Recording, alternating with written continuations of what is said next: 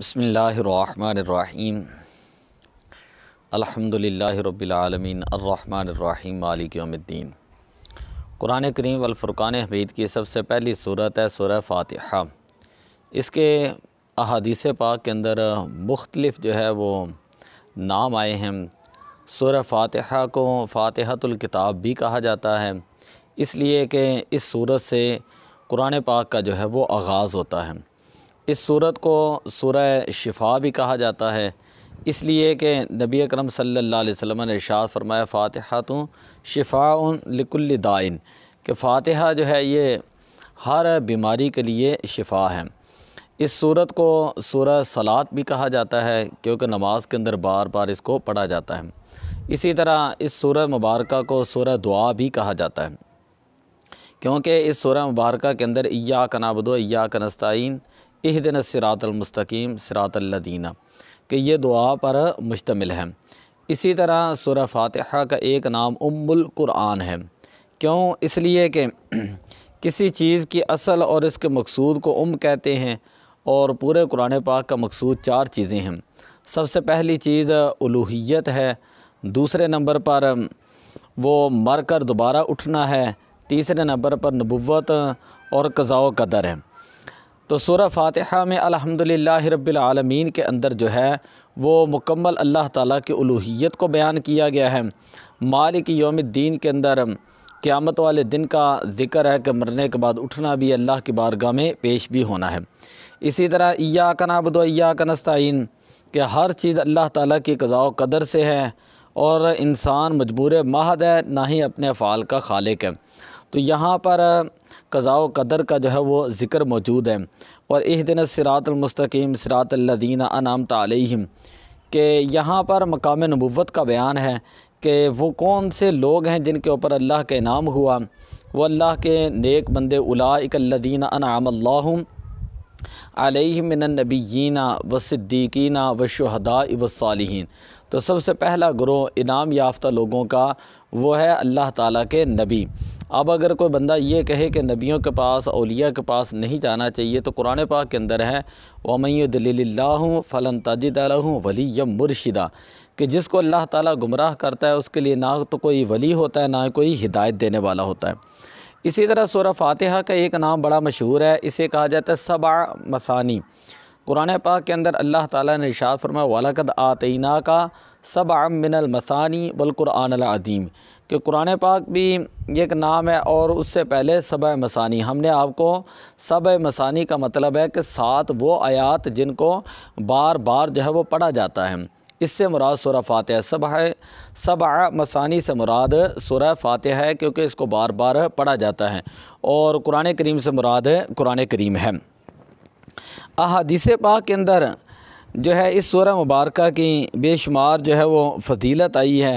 حضور علیہ الصلاۃ والسلام نے ارشاد فرمایا کہ اللہ تعالیٰ نے فرمایا کہ میرے اور میرے بندے کے درمیان سورہ فاتحہ کو آدھا آدھا تقسیم کر دیا ہے، اور میرے بندے کے لیے وہ چیز ہے جس کا وہ سوال کرے۔ جب میرا بندہ یہ کہتا ہے الحمدللہ رب العالمین، تو اللہ تعالیٰ فرماتا ہے میرے بندے نے میری حمد بیان کی۔ اور جب وہ کہتا ہے کہ الرحمن الرحیم، تو اللہ تعالیٰ فرماتا ہے میرے بندے نے میری ثنا بیان کی۔ جب وہ کہتا ہے مالک یوم الدین، تو اللہ تعالیٰ فرماتا ہے میرے بندے نے میری تعظیم کی۔ اور جب وہ کہتا ہے کہ ایاک نعبد و ایاک نستعین، تو اللہ تعالیٰ فرماتا ہے یہ میرے اور میرے بندے کے درمیان ہے، اور میرے بندے کے لیے وہ ہے جس کا وہ سوال کرے۔ اور جب انسان پڑھتا ہے اہدنا الصراط المستقیم صراط الذین انعمت علیہم غیر المغضوب علیہم ولا الضالین، تو اللہ تعالیٰ فرماتا ہے یہ میرے بندے کے لیے ہے، اور میرے بندے کے لیے وہ چیز ہے جس کا وہ سوال کرے۔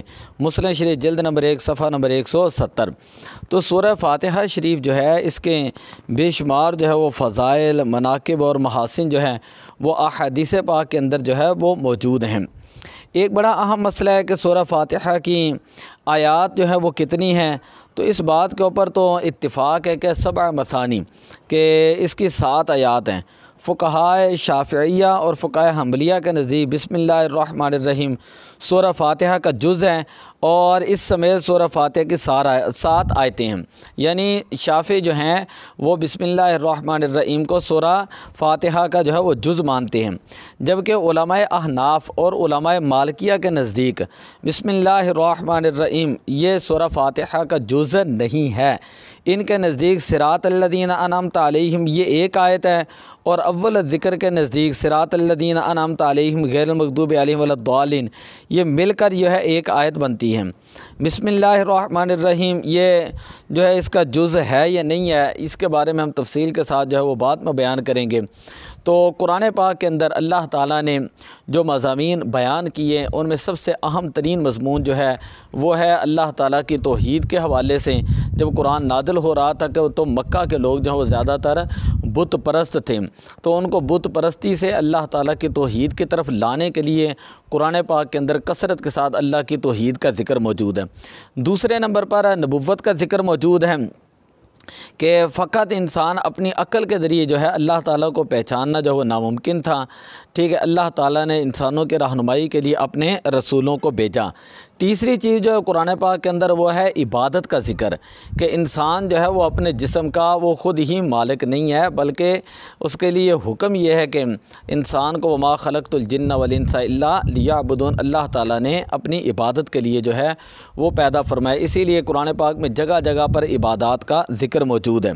اسی طرح قرآن پاک کے اندر جو ہے وہ پہلے انبیاء علیہم السلام پہلے دور جو تھے ان کے جو ہے وہ واقعات جو ہے وہ موجود ہیں، اور ان واقعات کو ذکر کرنے کا مقصد جو ہے انسان کے لیے عبرت حاصل کرنا ہے۔ اسی طرح قرآن پاک کے اندر جو ہے وہ مرنے کے بعد اٹھنا ہے، ٹھیک ہے، قرآن پاک میں مالک یوم الدین یہاں پر اس ساری چیز کا جو ہے وہ بیان موجود ہے۔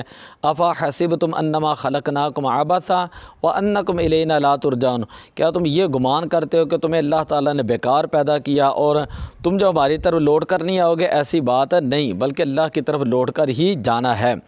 اسی طرح سورہ فاتحہ کے اندر جو ہے جس طرح میں نے پہلے ذکر کیا وہ دعا ہے، قرآن پاک کے اندر اللہ تعالیٰ نے مختلف دعاؤں کا ذکر کیا، کبھی جنت کے طلب کا ذکر کیا، کبھی اللہ کے رضا کو طلب کرنے کا ذکر کیا، کبھی آخرت میں جو نجات کا ذکر کیا، جہنم کے عذاب سے اللہ کی نافرمانی سے بچنے کی جو دعائیں ہیں ان کا اللہ جو ہے اس نے جو ہے اللہ تعالیٰ نے ان چیزوں کا ذکر کیا۔